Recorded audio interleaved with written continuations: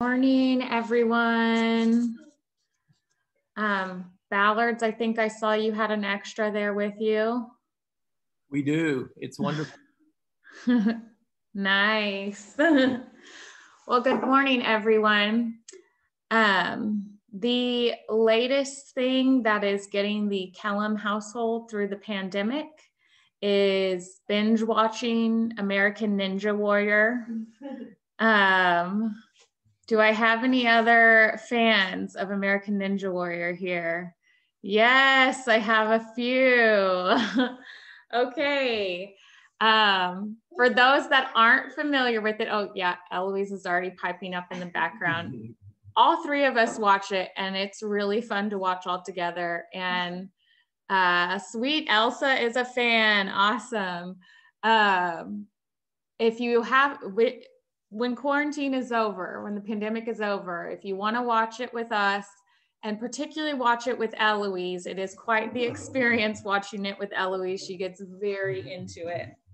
But for those not completely familiar with the premise of the show, it's this game show where these different contestants that they call ninjas train and to go through an obstacle course, basically. And they try and get to the end and hit a buzzer at the end. And depending on how far they get and how fast they make it through the course, they move on to the next level and the next level. And eventually they hope to get to the national championships of American Ninja Warrior. And the people that compete have a variety of different backgrounds. Some of them are former professional athletes, which would make sense since all the challenges are very physical. But then some of them are normal, everyday people that have a regular day job. There's teachers, there's nurses, and they spend their off time training for this particular course. And they even had a season for 2020. Obviously, it had to be very different. They normally do it in front of a live studio audience, so they had to do away with that. The ninjas couldn't train at their normal gyms because a lot of them were closed, and they had to all go in this bubble so they could film it. And before most of the ninjas compete, they have a little thing that tells about who they are and their experience getting ready for it. And one of the things that I really noticed was, yes, they all talk about how they're excited and how they want to go far and potentially try and win, but they also talk a lot about the friendships that they make, whether it's the friendships of people they made in the gym, learning how to train for this, or the friendships that they make at the competition with other people. And in fact, in this 2020 season, a lot of them lamented what was hard about this wasn't the actual training, but that they couldn't be together. They missed their community. They missed getting to be together while they trained. And even you see in the competition themselves, where they're competing against each other, whenever someone does really well and it has a great run, they all celebrate. They're all so excited for that person. And then conversely, when someone does really poorly, maybe they go out early, have an unexpected fall, they all gather around them and they hug them and they share in the grief and that disappointment. I'm just watching the show, I get that the community aspect of it is a really important part to them. You know, each year in the season of Epiphany in the Christian calendar, as we reflect on the way Jesus was revealed as the Messiah, we as a community reflect on our foundational commitments. We're in this series for the next couple weeks out of Luke chapter 6 that Jordan just read, and we're calling this series The Three Great Loves. And we're going to explore our core values of up, in, and out. Up, as Charles explained last week, is our relationship with God. In is our relationship with our fellow disciples, and out is our relationship with our neighbors. And we see here in this reading in Luke that the importance of having connections with others. We see Jesus calling his smaller group of apostles out of the larger group of disciples. Right away, we see the importance of relationships. We see that we need each other. Dr. Vivek Murthy was the Surgeon General of the US under the Obama administration. And he writes in his book, Together, The Healing Power of Human Connection in a Sometimes Lonely World, that for him, the #1 health crisis that he wanted to take on, that he felt was facing Americans, was an epidemic of loneliness. His research indicates that relationships are necessary for human survival. In fact, even when people undergo and are faced with severe trauma, Dr. Murthy recognizes the healing nature of relationships. He writes in his book, while a traumatic past may increase our risk of bad things happening, we are not destined to crash and burn. Adversity doesn't mean that we are destroyed. We can rescue one another. It is in our relationships with one another that we can all find healing and a better path forward.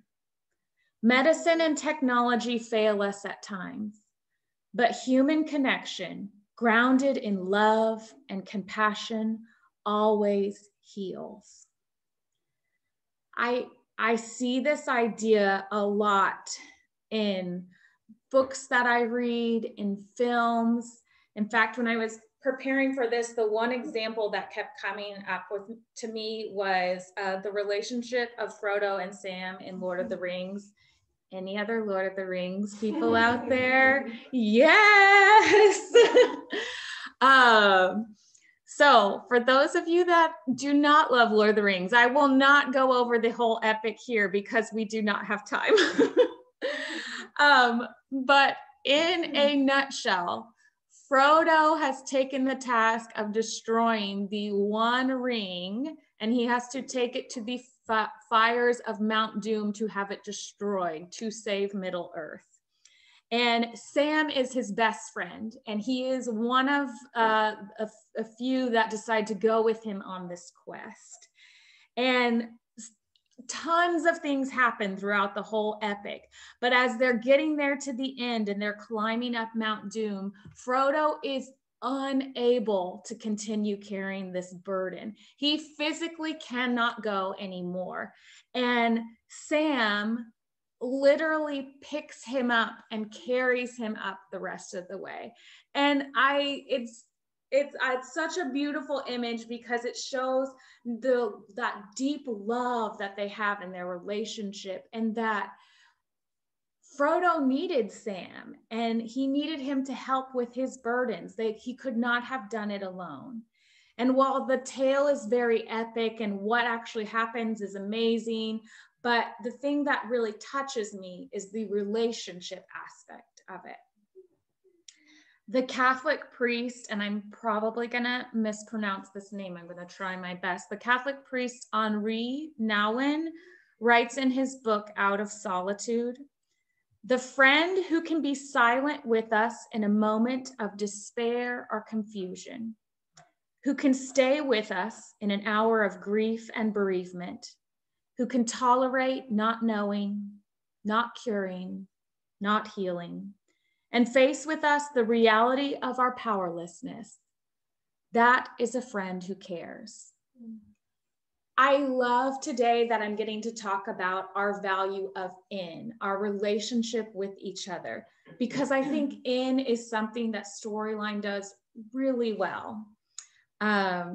In preparing, I was just trying to think of different examples of my experience of relationships with all of you. And a bunch of examples popped out. I thought of when Miles and I first moved into our house on Redondo, the house that's now Sarah's house. We moved in, and like 2 days later, Miles had to go to DC for work. So I was in a brand new house in a brand new neighborhood, and I also had boxes all around me. And I remember getting a text from the Cones and them saying, hey, if you need anything, we're just right down the street. And in fact, if you get scared in the middle of the night because it's your first night sleeping in a new place, you can call us. Or if you want, you could even just stay here. And I remember it made me feel so good because I felt like I had somebody there in my corner. I had somebody that I could go to if I needed them. I also remember, and I know you guys have heard me tell this story before, but I remember after Eloise was born and I was having a horrible panic attack and I was afraid to be alone, and it was early in the morning, and I reached out to the women in my huddle and I said, can someone come over and stay with me? And Sarah Holland came over first thing in the morning, and I remember her response saying, I'll be there in 5 minutes. And she showed up at my house and stayed with me. Even recently, I can remember us moving into our new house here in Richardson. And as you guys may remember, it was a construction zone when we first moved in. And I can remember getting a text from Charles, and he said, do you guys need anything? And I said, we need food. We don't have a kitchen. And so the Kaisers came and they brought us dinner, and we sat outside, spread out, and we ate a meal together. It was just wonderful knowing that I had someone there that was willing to bring me food when I had no way to prepare any for my own. And even in this time of quarantine, right, when it's so hard to connect and we all feel very acutely that desire for human connection, right? A lot of our Thanksgivings were like, oh, I got to see somebody, and that meant so much to me.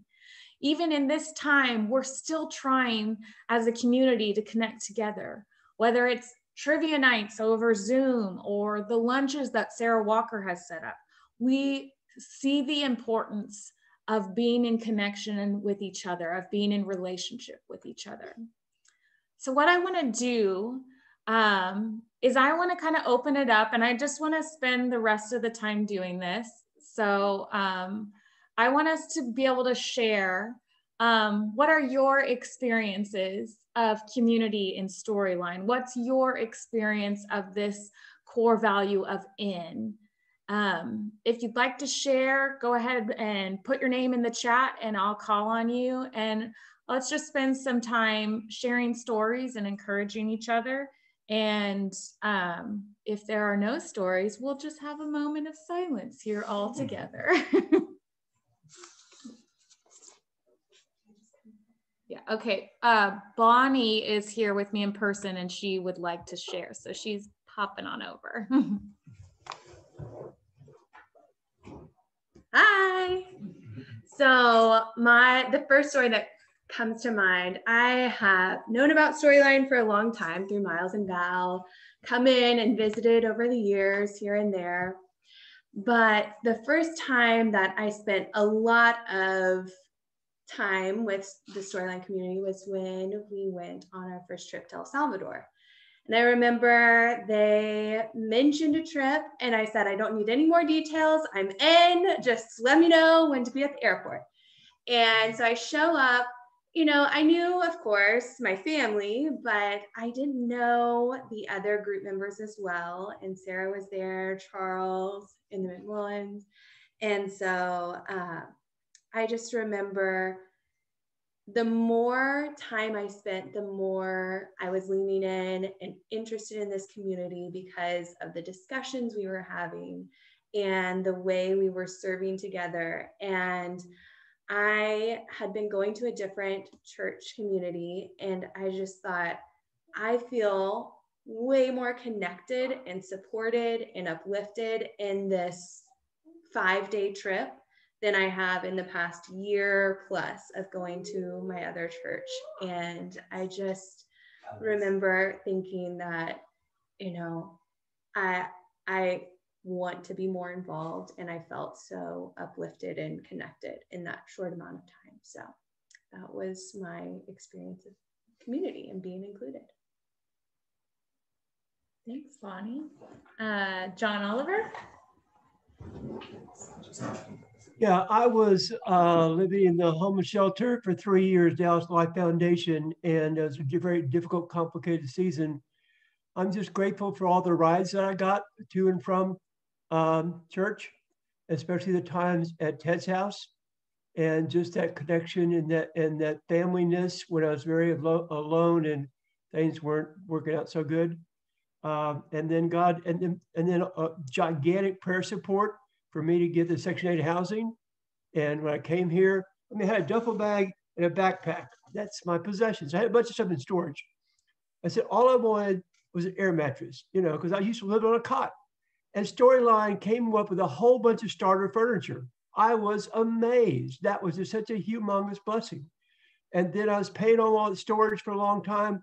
And then I said, well, that's stupid. We've got all this room here. And then Paul and Tommy and Melinda made a way for me to get my storage stuff over here. That was a gigantic blessing. My laptop went cuckoo, and they helped to fund the laptop I have now. So it's been, again, my family consists of my brother and my stepmother. I mean, that's it. We made phone calls on Christmas. That's it. That's my whole Christmas. So y'all are my extended gigantic family. Thanks for sharing, John. Jen? So I remember we hadn't been at Storyline very long, but the times that Val and Megan and their kids and my job kid would get to have play dates and just hang out and have really great conversations. And it was just a season where I was feeling particularly alone. And so, you know, even though that season kind of morphed and faded out and has, you know, is not the same as it was for a time, it was really meaningful and precious to me.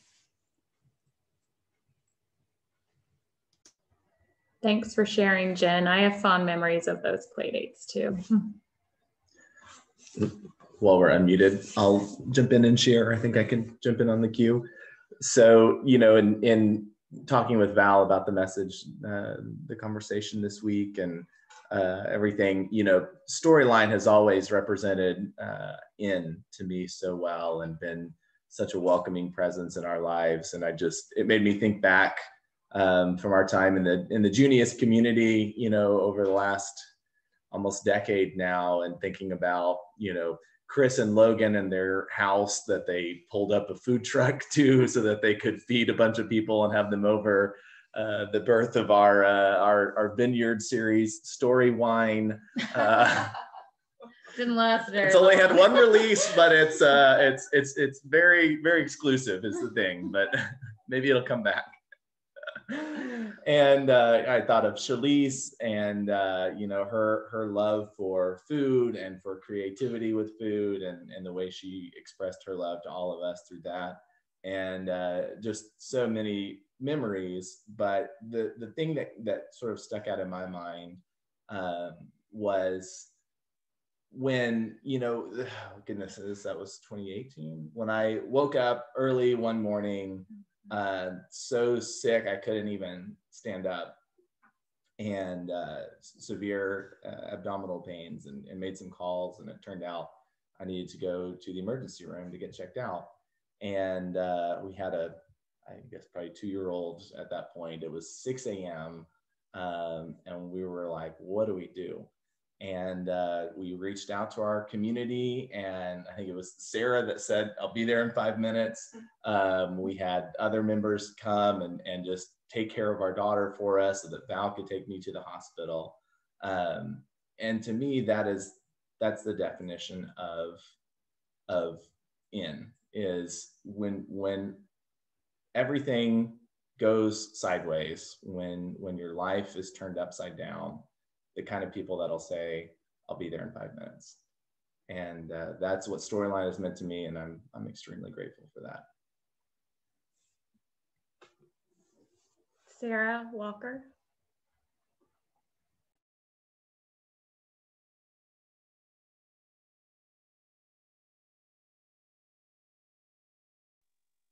There, how's that? I think about this is, I guess, an aspect that's a little more hidden, but I was on the lead team. Ryan and I both were before we had our twins, and then we had our twins, and I was off of it for a while, and I'm back on it. But a long time ago, the time when we, before we had our twins, we had done like a leadership team covenant, and we all kind of wrote it out together, and Charles did our drafting because he's with all the words and stuff, but we talked about conflict resolution and how we would not triangulate, and how we would not gossip, and how we would come to each other, and how we would have painful conversations when we needed to. And we still, after all the time I was on the team and off the team and now back on the team, before every meeting, we read that covenant the whole way through to remind ourselves of what we've committed to. And I love that covenant, and I love the lead team because I don't see the lead team as something that's like storyline doesn't come out of the lead team. The lead team comes out of storyline. And so I love to read that covenant because that's who I think our community is and who our community wants to be. And it's just really special. So.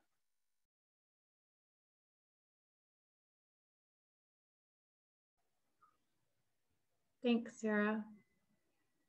Anyone else want to share?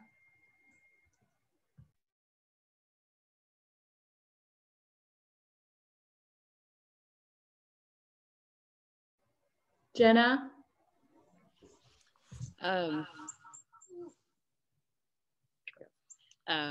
just, I think I was even telling a friend this morning on the phone about church, and mentioned I started going to my church after the pandemic started, and I've never actually been in a worship gathering with all of you, and Zoom church has just been all I've known. But I just don't think I'll ever forget that first Zoom meeting. Of course, I talked to Charles and met Miles and Valerie, but to just kind of pop in there and not know anybody, and y'all know I'm just a random person, but it meant so much, not just that particular gathering, but how quickly y'all were adding me as friends on Facebook and saying hi in the chat and introducing yourself, and yard gatherings. I mean, I've managed to meet almost all of you in this weird time of us not gathering. And so even in pandemic and the weirdness of that, I still have felt so touched by how wonderful you all do community, and so blessed to be a part of it.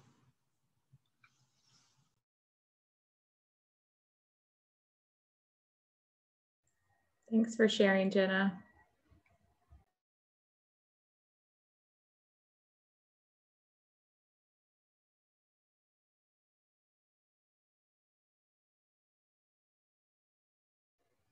Kara? I'm just jumping in there for the end. I was trying to type fast.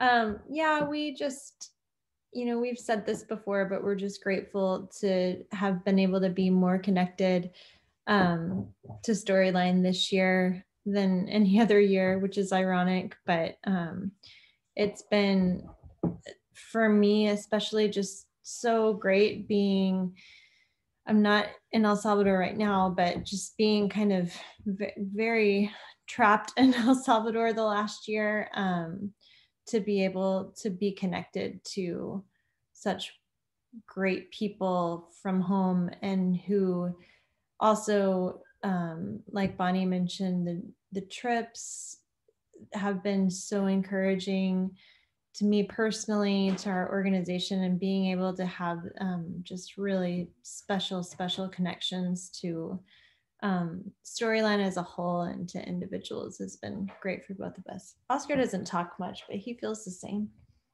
right? Same.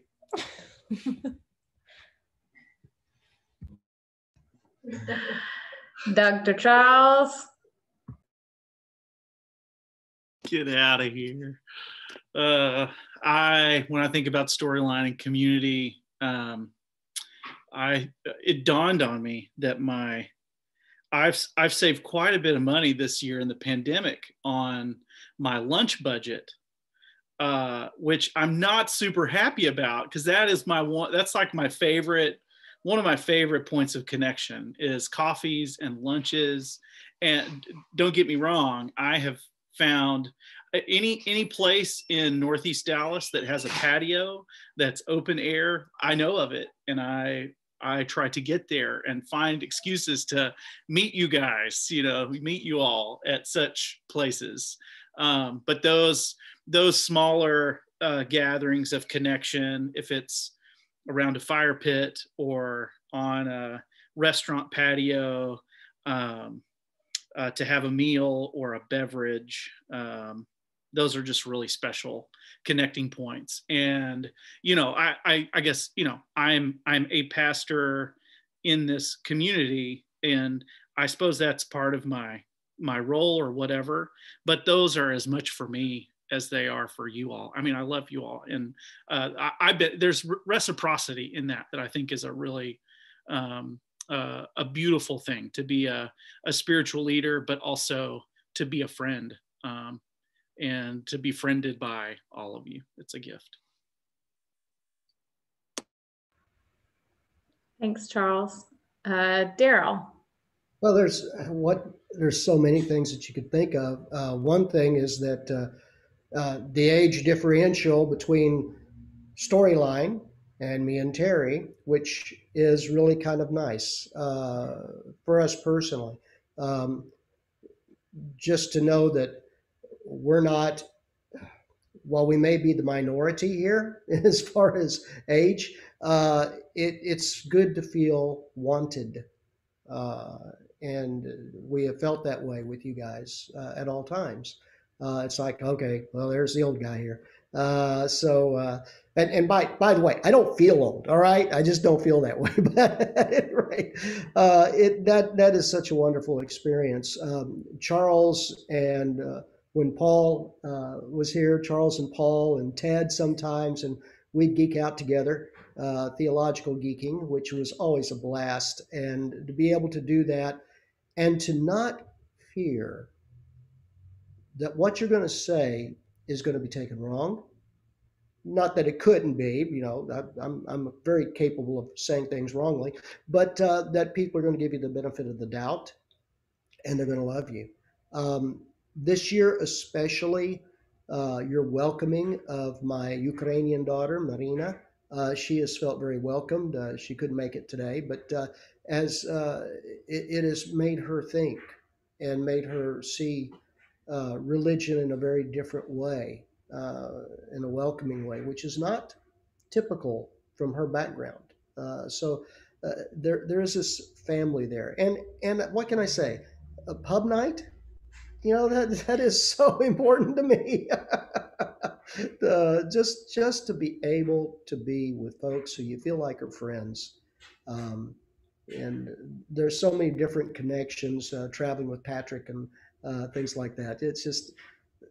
It is a family where I feel like I can let down my hair, what little I have left, and that I could just enjoy who you are, and you make me feel good about who I am. So I do appreciate that. Thanks, Daryl. That's well said. I like how you said you can be who you are, and we are also safe to be who we are. Thank you, everyone, for sharing. I love getting to hear everyone's stories. It's so encouraging to me. And the value of like I said, I think it's something we do well. And that's not to say that we do it perfectly, but we try and love each other well, and there's grace and forgiveness. And like Sarah Walker mentioned, hard conversations when we need to realign. And I think that is a good example of how Jesus loves us and loves this world, and we're trying to reflect that in the best way we can. So thank you everyone for sharing.